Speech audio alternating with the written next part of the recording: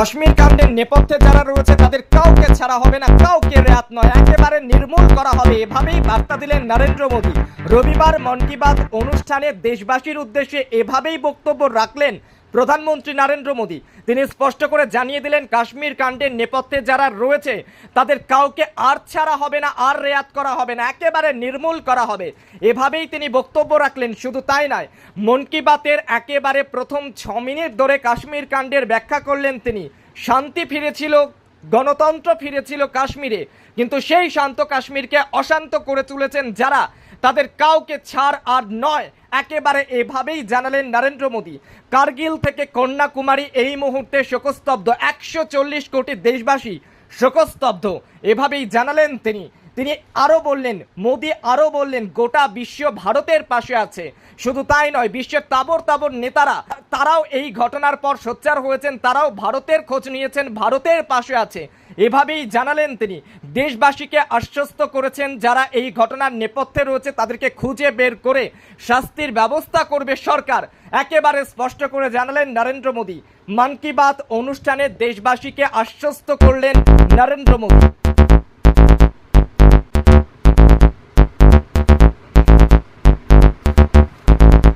কাশ্মীরে শান্তি ফিরেছিল, গণতন্ত্র মজবুত হচ্ছিল। কাশ্মীর কাণ্ডের নেপথ্যে যারা রয়েছে তাদের কাউকে ছাড়া হবে না, কাউকে রেয়াত করা হবে না, কোনো অন্যায়কে প্রশ্রয় দেওয়া হবে না, একেবারে মন কি বাত অনুষ্ঠান থেকে এই বার্তা দিলেন নরেন্দ্র মোদী। তিনি আরও বললেন, যারা এই দেশের গণতন্ত্রকে নষ্ট করার চেষ্টা করেছে তাদেরকে খুঁজে বের করা হবে, শাস্তির ব্যবস্থা করবে সরকার। প্রধানমন্ত্রী নরেন্দ্র মোদী কাশ্মীর কাণ্ড নিয়ে মন কি বাত অনুষ্ঠানে এভাবেই সোচ্চার হলেন, এভাবেই দেশবাসীকে আশ্বস্ত করার চেষ্টা করলেন। কার্গিল থেকে কন্যাকুমারী শোকস্তব্ধ, 140 কোটি শোকস্তব্ধ, এই বিষয়ে কথা বলছে, এভাবেই জানালেন তিনি। মোদীর বার্তা, গোটা বিশ্ব পাশে আছে ভারতের, গোটা বিশ্বের তাবর তাবর নেতারা খোঁজ নিচ্ছে ভারতের, এভাবেই জানালেন তিনি। আরে নেপথ্যে যারা রয়েছে তাদেরকে খুঁজে নির্মূল করা হবে, করা হবে, তাও জানালেন নরেন্দ্র মোদী। কার্গিল থেকে কন্যাকুমারী শোকস্তব্ধ বলেই স্পষ্ট করে জানালেন নরেন্দ্র মোদী। কাশ্মীরে ফিরেছিল শান্তি, গণতন্ত্র মজবুত হচ্ছিল, আর সেই অবস্থায় গণতন্ত্রের একেবারে আঘাত হানা হয়েছে, তাও জানালেন তিনি। চুপি চুপি, কানে কানে, চোখে চোখে কথা বলো, মুখে কিছু বলো না। গান শুনেছি আমরা, কি শুনেছেন তো? সেরকম বিআইয়ের কাছে চোখে চোখে কথা বলো, মুখে কিছু বলো না বলে লিস্ট দিয়ে দেওয়া হচ্ছে, কারা কারা যোগ্য, অযোগ্যদের লিস্টটা দেওয়া হচ্ছে না। বন্ধুগণ, আমরা দুটো ইস্যু নিয়ে এখানে যাচ্ছি, বিভিন্ন বিধানসভায় যাচ্ছি, বিভিন্ন জেলায় যাচ্ছি। ইস্যু দুটি কি? একটি হলো এই রাজ্য সরকারের জন্য 26,000 চাকরি যারা করতেন, শিক্ষক কর্মচারী, অশিক্ষক কর্মচারী, তাদের চাকরি চলে গেছে। মুখ্যমন্ত্রী যখন এই চাকরি চলে গেল, মুখ্যমন্ত্রী প্রেস কনফারেন্স করলেন। প্রেস কনফারেন্স করলে প্রথমে বললেন, সুকান্ত বাবু বলছেন এই চাকরি চলে যাওয়ার জন্য আমি নাকি দায়ী। মুখ্যমন্ত্রী বলছেন যে আমি নাকি দায়ী, আমরা তো কিছু করিনি, আমরা চাকরি খাইনি। মুখ্যমন্ত্রী, আপনি চাকরি খাননি, আপনি এবং আপনার দলের লোকেরা পয়সা খেয়েছে, সেই জন্য চাকরি চলে গেছে, আপনারা পয়সা ছাড়া অন্য কিছু খান না। আপনি ছাড়া কেউ দায়ী নয়। আপনি বারবার মিথ্যা কথা বলে শিক্ষকদেরকে বারবার বঞ্চিত করেছেন, বারবার তাদেরকে ললিপপ দিয়েছেন, তাদের সমস্যার সমাধান করবেন। অথচ প্রচুর শিক্ষক তারা সেখানে এসএসসি ভবনের সামনে, আচার্য সদনের সামনে রাস্তায় শুয়ে আছে, রাত্রিবেলা বাচ্চা নিয়ে শুয়ে আছে, মহিলারা শুয়ে আছে। তারা ভাবছেন যে মুখ্যমন্ত্রীর সামনে, আচার্য ভবনের সামনে বিক্ষোভ করলে বুঝি চাকরি ফেরত পাবে। মুখ্যমন্ত্রী কি কাজ ছিল? চাকরি যেত না, সবার চাকরি বেঁচে যেত, যারা যোগ্য তাদের, অযোগ্যদের চাকরি চলে যেত।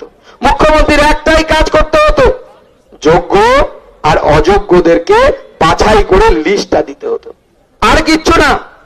অথচ দেখুন ব্রাত্য বসু স্টেটমেন্ট, শিক্ষামন্ত্রী 11 তারিখে ব্রাত্য বসু বলছেন যে আমরা যোগ্য অযোগ্য প্রয়োজনে বাছাই করে ওয়েবসাইটে দিয়ে দেব। আর সেই ব্রাত্য বসু দিদির ধাতানি খেয়ে 22 তারিখে বলছে না না, যোগ্য অযোগ্য লিস্ট আমরা কোনো ওয়েবসাইটে দিতে পারবো না। সবাই বলছে দাদা কেন যোগ্য অযোগ্য লিস্ট ওয়েবসাইটে রাজ্য সরকার দিতে পারছে না, ওপেন আনতে আমি বললাম দাদা আগেকার দিনের নিয়ম আমাদের ঘরের মহিলারা ভাসুরের নাম মুখে আনতো না। তো তৃণমূল কংগ্রেসের এই অযোগ্য যারা, তারা তো তৃণমূল কংগ্রেসকে টাকা দিয়েছে তবে চাকরি পেয়েছে, এরা হচ্ছে তৃণমূল কংগ্রেসের ভাসুর। তাই তৃণমূল কংগ্রেসের নাম মুখে নিতে পারবে না, ভাসুরদের নাম মুখে নিতে পারবে না। সেটা যোগ্য অযোগ্য লিস্ট পাঠানো হচ্ছে না, ডিআইয়ের কাছে চুপি চুপি কানে কানে চোখে চোখে কথা বলো, মুখে কিছু বলো না। গান শুনেছি আমরা, কি শুনেছেন তো? সেই রকম ডিআইয়ের কাছে চোখে চোখে কথা বলো, মুখে কিছু বলো না বলে লিস্ট দিয়ে দেওয়া হচ্ছে কারা কারা যোগ্য। অযোগ্যদের লিস্টটা দেওয়া হচ্ছে না।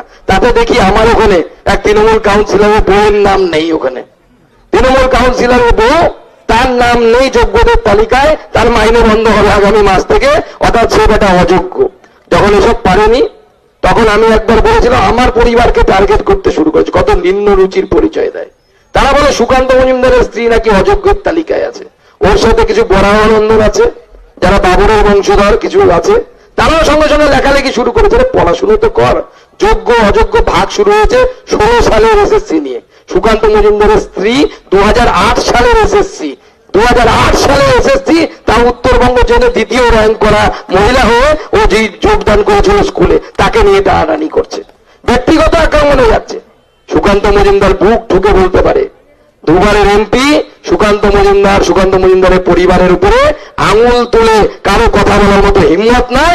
এত বড় বাপের বেটা হয়ে আমরা রাজনীতি করি, আমরা টাকা কামানোর জন্য রাজনীতি করতে আসিনি।